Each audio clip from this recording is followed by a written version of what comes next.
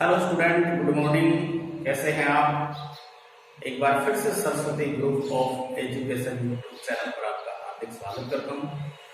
Students, हम biology chapter number 3 परागण, निषेचन, भ्रूणकोश एवं भ्रूण का परिवर्तन पढ़ रहे थे। आज हमारा जो टॉपिक है वो है निषेचन। आवृतबीजी पादपों में निषेचन।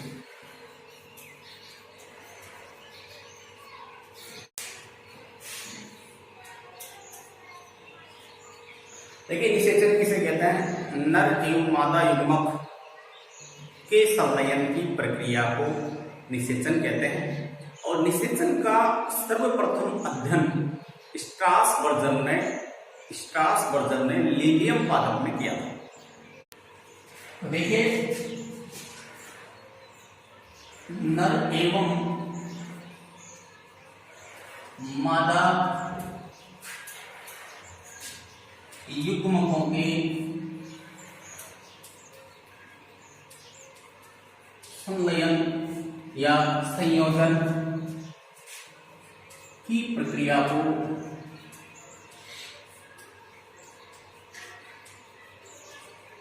निषेचन कहते हैं।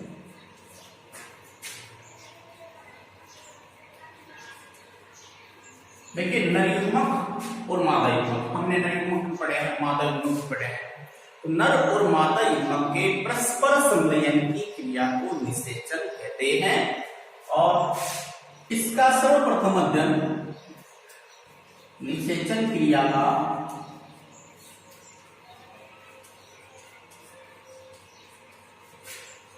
सर्वप्रथम अध्ययन 1884 में स्ट्रासबर्गर ने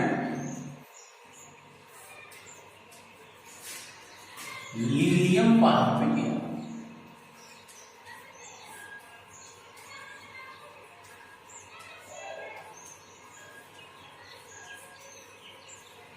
ध्यान रहे, निषेचन की क्रिया का सर्वप्रथम अध्ययन करने वाले वैज्ञानिक थे, वो कौन थे? स्ट्रासबर्गर। और इन्होंने इस निषेचन के बारे में 1884 में ही बता दिया था। और इसका अध्ययन किस पौधे पे किया था? लिलियम पादप में किया था। तो ये इस निषेचन क्रिया के कुछ चरण हैं। डायरेक्टली पढ़ के अपन इसको कुछ चरणों के अंतर्गत पढ़ेंगे। तो इसका नंबर 1 चरण आता है पराग कणों का अंकुरण एवं पराग नलिका की वृद्धि। तो हम सबसे पहले बात करने वाले हैं पराग कणों का अंकुरण। इसके बाद में हम पढ़ेंगे पराग नलिका की वृद्धि। तो देखिए, पराग कणों का अंकुरण पढ़ रहे हैं तो हमने पढ़ा है कि परागण क्रिया द्वारा, कौन सी क्रिया द्वारा? परागण क्रिया द्वारा परागकण वर्तिकाग्र पर पहुंच जाते हैं। परागण क्रिया द्वारा परागकण कहां पहुंच जाते हैं? वर्तिकाग्र पर पहुंच जाते हैं। और जैसे ही वर्तिकाग्र पर पहुंचते हैं तो वर्तिकाग्र पर विभिन्न स्राव, जैसे हम बात करें कि मोम, रेजिन और शर्करा का विलयन। जैसे ही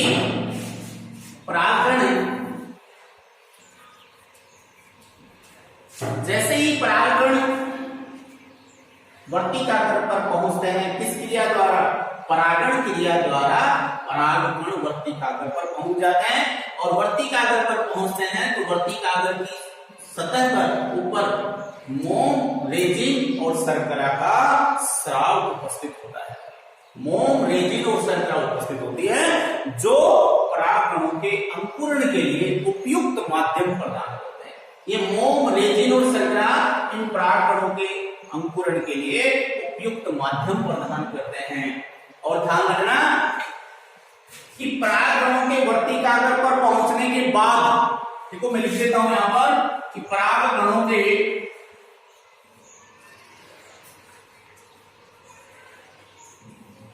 वर्तिकाग्र पर पहुंचने के बाद अंकुरण में, परागकण के अंकुरण में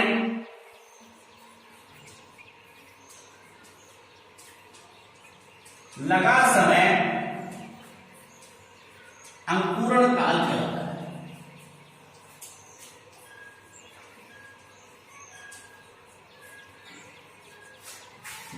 देखिए यहां तक बात समझ में आई होगी कि परागण क्रिया द्वारा परागकण वर्तिकाग्र पर पहुंचते हैं, जहां विभिन्न स्राव जैसे मोम, रेजिन और शर्करा उपस्थित होते हैं, और ये मोम, रेजिन और शर्करा परागकणों के अंकुरण के लिए उपयुक्त माध्यम प्रदान करते हैं, उपयुक्त माध्यम प्रदान करते हैं। और ये जो देखो परागकणों के अंकुरण में जितना समय लगता है यहां पर पहुंचने के बाद में, ये कहलाता है उनका अंकुरण काल। परागकणों के वर्तिकाग्र पर पहुंचने के बाद अंकुरण में लगने वाला समय क्या कहलाता है?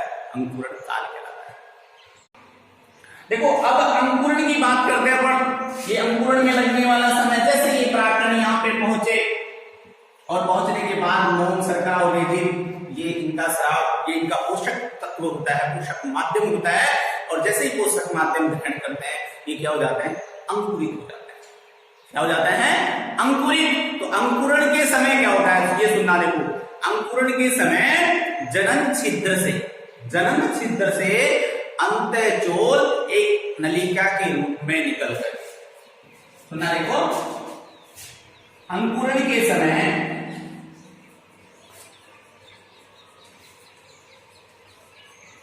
अंतःचोल एक नलिका के रूप में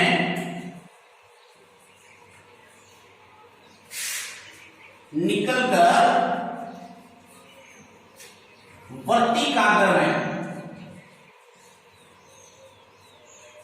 प्रवेश करता है। जैसे ही परागकण अंकुरित होता है, तो परागकण अंकुरित होता है तो इसके जनन छिद्र से अंतःचोल एक नलिका के रूप में बाहर निकलता है, और इस नलिका को क्या कहते हैं? पराग नलिका, परागकण नलिका। क्या कहते हैं इसको? परागकण नलिका। देखिए अधिकांश परागकण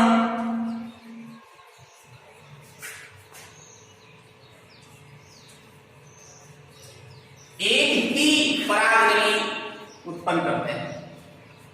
अधिकतर परागकणों से एक ही परागनली निकलती है, एक ही परागनलिका निकलती है, तो इनको कहते हैं एक नलिकीय।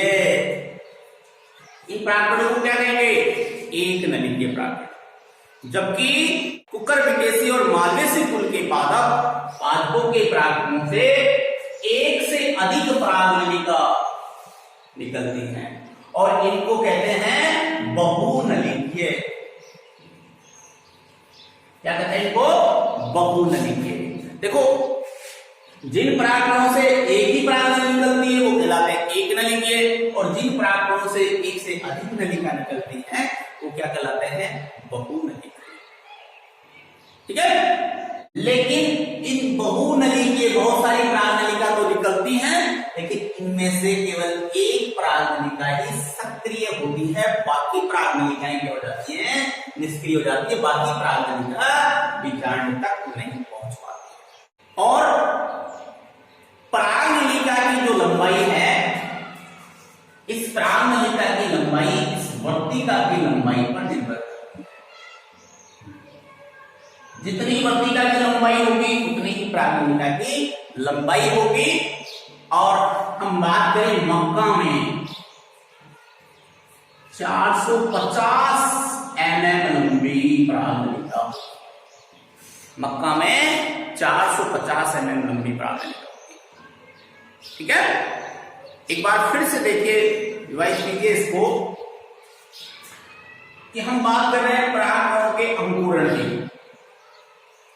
परागण क्रिया द्वारा परागकण वर्तिकाग्र पर पहुंचते हैं, जहां विभिन्न स्राव जैसे मोम, रेजिन और शर्करा उपस्थित होता है, जो परागकणों के अंकुरण के लिए उपयुक्त माध्यम प्रदान करता है।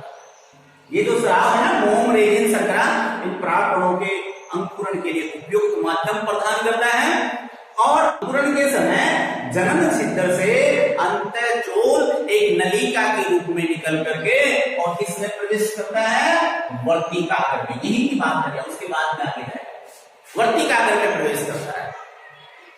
और देखो अंकुर यहां पहुंचने के बाद अंकुरण में लगने वाले समय को क्या कहते हैं, अंकुरण काल कहते हैं। परागकण का अंकुरण काल किसे कहते हैं, देखो परागकण के वर्तिकाग्र पर पहुंचने और उसके बाद परागकण के अंकुरण में लगने वाले समय को कहते हैं अंकुरण काल। अब देखो एक अधिकतर परागकणों में क्या होता है, एक परागकण से एक ही परागनलिका निकलती है, जबकि कुछ पादपों की बात करें, वो अभी मैंने बताया था कुकुरबिटेसी और माल्वेसी कुल के पादप,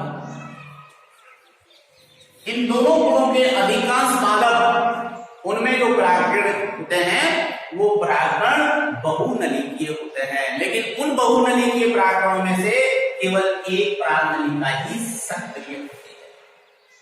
ठीक है, ये एक परागनली निकलती है उसको एक नलिकीय कहते हैं, और एक से अधिक परागनली निकले उसको क्या कहते हैं, बहुनलिकीय। ये किसमें होता है, कुकुरबिटेसी और माल्वेसी। लेकिन इन बहुनलिकियों में से केवल एक ही नलिका सक्रिय होती है और इस परागनलिका की जो लंबाई है वो इस वर्तिका की लंबाई पर निर्भर करती है। परागनलिका की लंबाई किस पर निर्भर करती है, वर्तिका की लंबाई पर। और हमने अभी पढ़ा कि मक्का में इस वर्तिका की, मक्का में तो देखी होगी आपने, बहुत बिक्री होती है, 400 mm लंबी होती है वर्तिका की, मक्का की वर्तिका। अभी तक तो हमने ये पढ़ा है कि परागकण यहाँ पे पहुंचे और यहाँ पे अंकुरण हुआ है। अब पढ़ेंगे परागनलिका की वृद्धि। परागनलिका रसायन वर्तन करती हुई विजारणी की ओर कैसे जाती है वो अब हम पढ़ेंगे। देखिए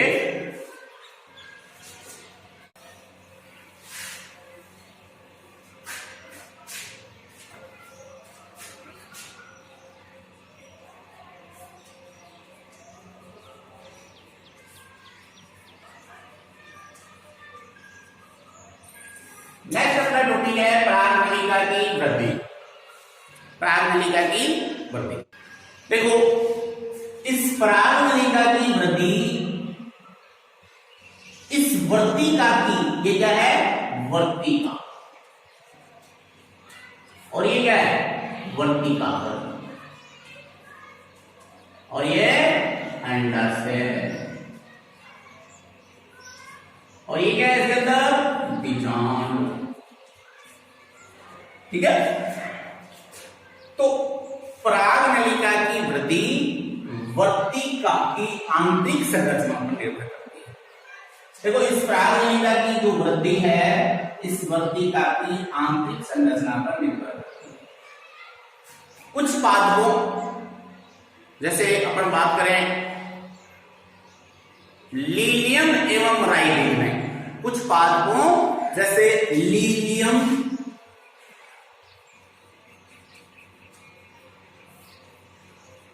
एवं वराइटीज में ये जो वर्तिका है ये खोखली होती है। कैसी होती है, खोखली। और इस वर्तिका में श्लेष्मक पदार्थ भरा होता है। लीलियम और राइटीज में ये वर्तिका खोखली होती है जिसमें श्लेष्मक पदार्थ भरा होता है जो परागनलिका की वृद्धि को प्रेरित करता है। ये तो किसमें होता है, लीलियम और राइटिन। लेकिन अधिकांश पादपों में ये होती है बंद और कठोर होती है। अधिकांश पादपों में ये कैसी होती है, बंद होती है, कठोर होती है। लेकिन इसके अंदर जो भरा हुआ उत्तक है, केंद्रीय गुहा में जो भरा हुआ उत्तक है उसको पाचन करने का काम पेक्टिनेज एंजाइम इसके केंद्रीय वर्तिका के केंद्रीय गुहा में भरे उत्तक से क्रिया करता है तो इस उत्तक को केंद्रीय गुहा में भरे उत्तक को क्या कर देता है, नष्ट कर देता है और इसके अंदर एक गुहा बन जाती है। जबकि कुछ पादपों में जैसे ओइनोथेरा, पिटूनिया, इनमें क्या होता है कि इसकी केंद्रीय गुहा में जो कोशिकाएं होती हैं, ठीक है ना, उनके अंतराकोशिकीय अवकाशों से होती थी परागनलिका आगे की ओर बढ़ती है। कुछ पादपों जैसे ओइनोथेरा, पिटूनिया में वर्तिका की आंतरिक गुहा में, केंद्रीय गुहा में जो कोशिकाएं पाई जाती हैं उनके अंतराकोशिक अवकाश से होती थी परागनलिका आगे की ओर वृद्धि करती है। और परागनलिका रसायन एक दिशीय रसायन विवर्तन गति करती हुई हमेशा बीजांड की ओर ही अग्रसर होती है। तो स्टूडेंट्स, हमने दो चीजें पढ़ी हैं। फर्स्ट तो कि परागण क्रिया द्वारा परागण वर्तिका पर पहुंच जाते हैं और यहाँ पे ये क्या होता है, अंकुरित होते हैं और अंकुरण से एक नलिका रूपी संरचना निकलती है। इस नलिका रूपी संरचना को क्या कहते हैं, परागनलिका। और ये परागनलिका रसायन विवर्तन गति करती हुई, एक दिशीय रसायन विवर्तन गति करते हुए किधर जाती है, बीजांड की ओर जाती है। अपन बात करते हैं परागनलिका का बीजांड में प्रवेश। किसमें प्रवेश, बीजांड।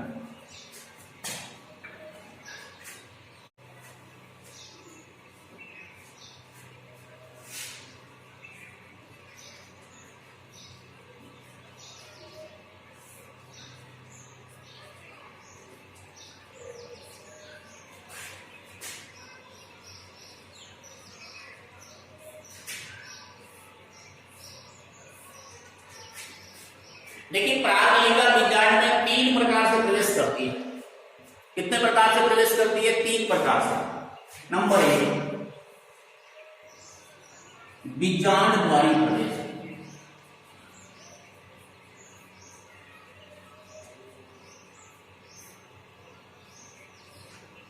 निभागी प्रवेश।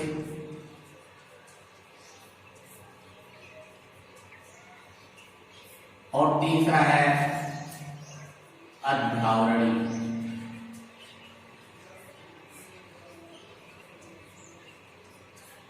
स्टूडेंट्स, मैंने 3 प्रकार से बताया है आपको कि परागनलिका बीजांड में निम्न 3 प्रकार से प्रवेश करती है। देखो, जब परागनलिका बीजांड द्वार से बीजांड में प्रवेश करती है, मैंने कहा था कि बीजांड को चारों ओर से अध्यावरण घेरे होता है, लेकिन एक छोटे से छिद्र को छोड़ करके, वो कौन सा था, बीजांड द्वार। और बीजांड द्वार से ही परागनलिका बीजांड में प्रविष्ट होती है, ये याद रखना। तो परागनलिका बीजांड द्वार से बीजांड में प्रवेश होती है तो उसको कहते हैं बीजांड द्वारी प्रवेश। और जब परागनलिका बीजांड में निभाग से होते हुए प्रवेश होती है तो उसको कहते हैं निभागी प्रवेश। और जब परागनलिका अध्यावरण मध्य क्षेत्र से प्रविष्ट होती है तो उसको कहते हैं अध्यावरणी प्रवेश। तो ये 3 प्रकार की होती है। अब अपन इनकी डायग्राम की बात करें।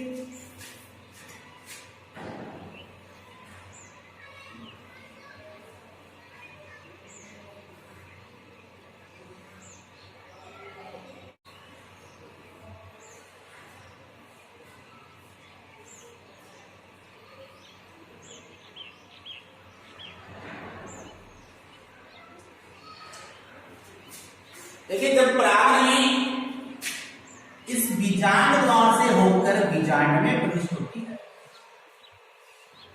परागनलिका जब बीजांड द्वार से होकर बीजांड में प्रविष्ट होती है तो उसको कहते हैं अपन बीजांड द्वारी प्रवेश। जब परागनलिका बीजांड द्वार से होकर बीजांड में प्रवेश करती है तो इसको कहते हैं बीजांड द्वारी प्रवेश। तो देखिए, ये है परागनलिका, ये प्रतिमुखी कोशिकाएं हैं, ये अंड समुच्चय और ये देखिए केंद्र कोशिका। इसकी बात कर रहा हूं, ये बात कर रहा हूं मैं कि परागनली जब बीजांड द्वार से होकर बीजांड में प्रविष्ट होती है तो इसको क्या कहेंगे अपन, बीजांड द्वारी प्रवेश। और ये होता है अधिकांश पादपों में।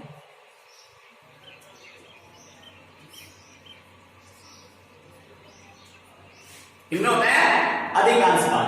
नंबर 2 की बात करते हैं, निभागी प्रवेश। जब परागनलिका निभागी क्षेत्र से प्रवेश करके बीजांड में प्रवेश होती है। निभाग से प्रवेश करके, देखो प्रवेश तो निभाग से करती है इसमें, लेकिन इस कोष के अंदर किससे प्रवेश होती है? बीजांड द्वार से। परागनलिका का बीजांड में प्रवेश निभागी सिरे से होता है, निभाग से होता है, तो इसको क्या कहेंगे अपन? निभागी प्रवेश। समझ में आया होगा? इसमें तो क्या था? बीजांड द्वार से प्रवेश होती है और इसमें निभाग से प्रवेश होती है। और अब मैं तीसरी बात करने वाला हूं। देखो ये किसमें होता है? केजुराइना में होता है। ये अधिकांश पादपों में होता है। किसमें होता है? केजुराइना, बिटूला, इनमें कौन सा होता है? निभागी प्रवेश। नेक्स्ट और थर्ड बात करने वाले हैं पर अध्यावरणिक प्रवेश। देखो जब परागनलिका बीजांड में मध्य क्षेत्र से या अध्यावरण के किसी भाग से प्रवेश होती है, यहां से बीच में से, तो इसको क्या कहेंगे? अध्यावरणिक प्रवेश। हम इसके 3 अलग अलग डायग्राम बनाएंगे, ठीक है ना? फर्स्ट तो बनाएंगे ये बीजांड द्वार से प्रवेश होती है, दूसरी निभाग से होती हुई बीजांड द्वार से प्रवेश। देखो इसके अंदर जो प्रवेश होती है परागनली, वो तो बीजांड द्वार से होती है। ऐसे ही अंदर से होती है, ये इधर से गति करती हुई, यानी कि इसके अंदर, इस बीजांड के अंदर इधर से प्रविष्ट होगी निभाग से, और इसमें किधर से प्रविष्ट होगी? मध्य क्षेत्र से।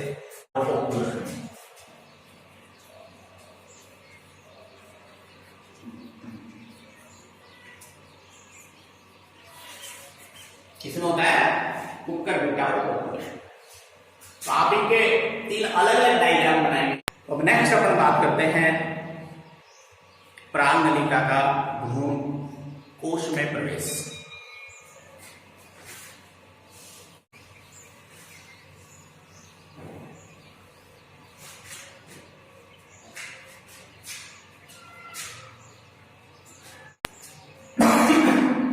परागनलिका का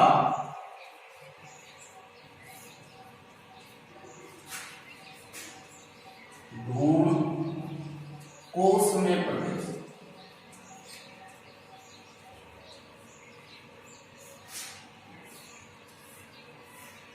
देखो अभी हमने पढ़ा कि परागनली रसायन वर्तन करती हुई बीजांड में प्रवेश करती है। देखो परागनलिका बीजांड में 3 प्रकार से प्रवेश करती है: बीजांड द्वारी प्रवेश, निभागी प्रवेश और अध्यावरणीय प्रवेश। इसकी बात करो ना भ्रूण कोश की। इस भ्रूण कोश में तो बीजांड द्वार से ही प्रवेश करती है। बीजांड में निभाग से भी प्रवेश कर सकती है, मध्य क्षेत्र अध्यावरण क्षेत्र से भी प्रवेश कर सकती है, जबकि भ्रूण कोश में तो इधर से प्रवेश होगी बीजांड द्वार से ही प्रवेश। परागनलिका भ्रूण कोश में सदैव बीजांड द्वार में से निम्न, मैं आपको भी बता रहा हूं कि इनमें से किसी एक द्वार से, किसी एक मार्ग से प्रवेश करती है भ्रूण कोश में, ठीक है ना? वो तो करती है बीजांड द्वार से, लेकिन बीजांड द्वार में भी किधर से प्रवेश होती है? क्योंकि नीचे की ओर बीजांड द्वार की ओर कितनी कोशिकाएं होती हैं? 3 कोशिकाएं होती हैं। कौन कौन सी? ये देखो इधर अंड कोशिका, और 2 साइड वाली कौन सी होती है? साइड कोशिका। अंड कोशिका तथा साइड कोशिका के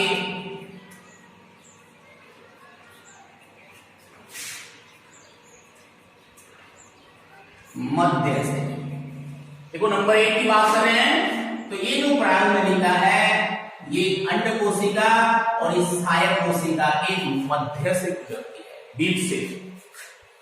अभी बताया मैंने कि कोशिका 3 होती है यहाँ पे, ये अंड कोशिका, ये सायक कोशिका, और ये 3 कौन सी होती है? प्रतिमुखी कोशिका, विभाग। ये जो प्राणनलिका है इस भ्रूण कोश में 3 प्रकार से प्रवेश करती है। नंबर 1 की बात करें तो इस सहायक कोशिका और अंड कोशिका के बीच से, ठीक है।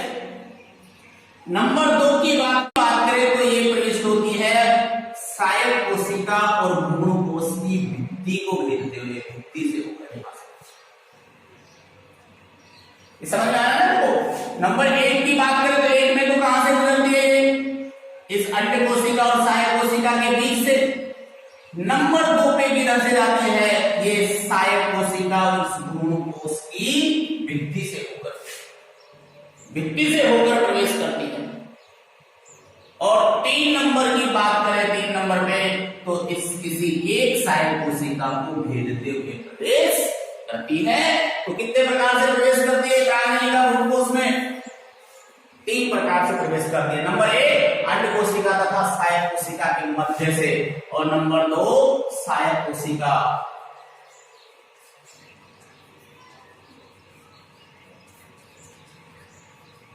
तथा भ्रूण कोश भित्ति के मध्य से। और 3 नंबर में होती है सहायक कोशिका को भेदते हुए, किसी एक सहायक कोशिका को, एक सहायक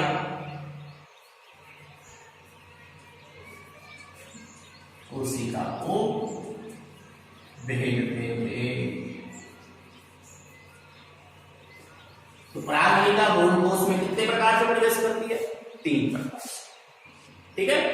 प्राणनलिका बीजांड में कितने प्रकार से प्रवेश करती है, 3 प्रकार से। कौन कौन से प्रकार हैं, देखो प्राणनलिका बीजांड में बीजांड द्वार से, निभाग से और मध्य क्षेत्र से यानी अध्यवड़ से। जबकि प्राणनलिका का भ्रूण कोश में प्रवेश ये भी 3 प्रकार से होता है। कहां से, अंड कोशिका और सहायक कोशिका के बीच से, सहायक कोशिका और भ्रूण कोश भित्ति के बीच मध्य से, और किसी एक सहायक कोशिका को भेदते हुए। इस प्रकार 3 प्रकार से प्राणनलिका किसमें प्रविष्ट हो जाती है, भ्रूण कोश। तो ये तो था कि प्रागकण का अंकुरण से लेकर प्रागनली और प्रागनली रसायन वर्तन गति करते हुए इस वर्तिका से होती हुई बीजांड में प्रवेश करती है, और बीजांड से भ्रूण कोश में प्रवेश करती है। बीजांड में तो 3 प्रकार से प्रवेश करती है, उसी प्रकार भ्रूण कोश में भी 3 प्रकार से प्रवेश करती है। फिर से देखिए स्टूडेंट, प्रागनलिका का बीजांड में प्रवेश अभी हमने पढ़ा 3 प्रकार से होता है, बीजांड द्वारा, प्रागनलिका बीजांड द्वारा से प्रवेश करती है। नंबर 2 पे हमने पढ़ा निभागी, तो प्रागनलिका निभाग से प्रवेश होती है बीजांड, ठीक है। नंबर 3 पे पढ़ा अध्यावरण प्रवेश, तो प्रागनलिका अध्यावरण से प्रवेश होती है बीजांड। हम बात भ्रूण कोश की नहीं कर रहे, हम बात कर रहे हैं बीजांड में प्रवेश। अब बात करते हैं भ्रूण कोश में प्रवेश। तो देखिए प्रागनलिका भ्रूण कोश में प्रवेश 3 तरह से करती है। कितनी तरह से करती है, 3 तरह से। एक तो प्रागनलिका भ्रूण कोश में प्रवेश, ये 2 कोशिका है, इसका क्या नाम है, अंड कोशिका। ये 2 कोशिका है सहायक कोशिका, क्योंकि बीजांड द्वार की ओर ये अंड समुच्चय ही होता है, तो इस इधर से प्रवेश करेगी।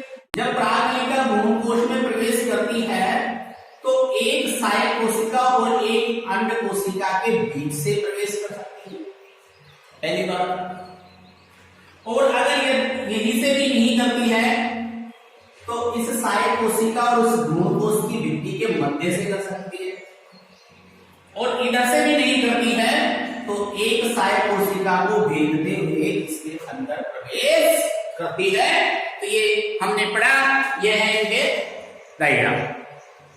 नेक्स्ट अपन बात करने वाले हैं इसी प्रागनलिका के भ्रूण कोश में प्रवेश की। तो प्रागनलिका का भ्रूण कोश में प्रवेश निम्न चरणों में होता है। फर्स्ट चरण है, देखो सुनना इसको ध्यानपूर्वक। नंबर 1 चरण की बात करें तो 2 सहायक कोशिकाओं में से, सहायक कोशिका कितनी है, ये 2 है, तो 2 सहायक कोशिकाओं में से एक सहायक कोशिका प्रागनलिका के भ्रूण कोश में प्रवेश से पूर्व ही अपहासित देखो दो सहायक कोशिकाओं में से एक जो सहायक कोशिका है वो परागनलिका के भ्रूणकोश में प्रवेश से पहले ही नष्ट हो जाती है, अपहासित हो जाती है।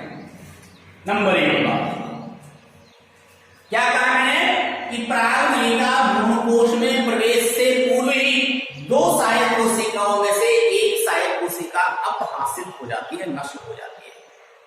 नंबर 2 पे सुनिए, परागनलिका अधिकतर क्या होता है, ये सहायक कोशिका दोनों सहायक परागनलिका भ्रूणकोश में दोनों सहायक कोशिकाओं के मध्य से ही प्रवेश करती है, लेकिन कुछ दूरी तय करने के बाद अपहासित हुई कोशिका, जो नष्ट हो गई थी कोशिका, अपहासित सहायक कोशिका के तंतु रूपी समुच्चय में उसके कोशिका द्रव्य में प्रवेश करती है। तो देखिए कि ये परागनलिका है, ये इधर से प्रवेश होती है इसमें दोनों सहायक कोशिकाओं से, और कुछ समय बाद में ये जो सहायक कोशिका है ये पहले से नष्ट हो जाती है, प्रवेश से पहले, तो इसके तंतु रूपी समुच्चय में प्रवेश करती है। ठीक है, ये सहायक कोशिका क्या हो जाती है, नष्ट हो जाती है, अपहासित हो जाती है। नंबर 3 की बात करें, देखो सहायक कोशिकाओं के कोशिका द्रव्य में पहुंचने के बाद, सहायक कोशिकाओं के कोशिका द्रव्य में पहुंचने के बाद ये कोशिका कहां पहुंच जाती है, अपहासित कोशिका के कोशिका द्रव्य में। ये परागनलिका कहां पहुंच जाती है, अपहासित कोशिका के कोशिका द्रव्य में। तो पहुंचने के बाद परागनलिका के शीर्ष से, जैसे परागनलिका इस सहायक कोशिका की कोशिका द्रव्य में पहुंचती है तो उसके शीर्ष से एक छिद्र विकसित होता है, छिद्र होता है जिससे 2 नलिकाग्र मुक्त होते हैं। कितने नलिकाग्र मुक्त होते हैं, 2 नलिकाग्र मुक्त होते हैं। देखिए स्टूडेंट्स, हमने पहले पढ़ा था कि ये जो परागकण होता है, ये परागकण, इसमें एक बड़ी कोशिका होती है, एक छोटी कोशिका होती है। बड़ी कोशिका को कहते हैं कायिक कोशिका और छोटी कोशिका को कहते हैं जनन कोशिका। कायिक कोशिका से परागनलिका रूपी संरचना निकलती है और इसमें जनन कोशिका का केंद्रक विभाजन करके दोनों केंद्रक भी इसमें आ जाते हैं। इन दोनों केंद्रकों को क्या कहते हैं, नरयुग्मक केंद्र। और जैसे ये परागनलिका भ्रूणकोश में प्रवेश करती है, सहायक कोशिका की कोशिका द्रव्य में प्रवेश करती है, तो उस परागनलिका के शीर्ष पर एक छिद्र विकसित होता है और ये इस छिद्र से 2 नरयुग्मक केंद्र, ये 2 नरयुग्मक केंद्र कहां से है, ये जनन कोशिका के केंद्र, तो नरयुग्मक क्या। ऊपर वाली 3 कोशिकाएं जिनको क्या कहते हैं, प्रतिमुखी कोशिका, निभागी कोशिका, ये धीरे धीरे अपहासित हो जाती है, नष्ट हो जाती है। ये तीनों कोशिकाएं धीरे धीरे क्या हो जाती हैं, नष्ट हो जाती हैं। और लास्ट बात करें, इन दोनों नरयुग्मकों में से एक नरयुग्मक अन्य कोशिका के साथ संलग्न हो जाता है, इसको कहते हैं निषेचन। सहजता से इसके पास पहुंच पाता है और दूसरा नरयुग्मक अमीनीय गति करता हुआ द्वितीयक केंद्र तक पहुंचता है। ठीक है।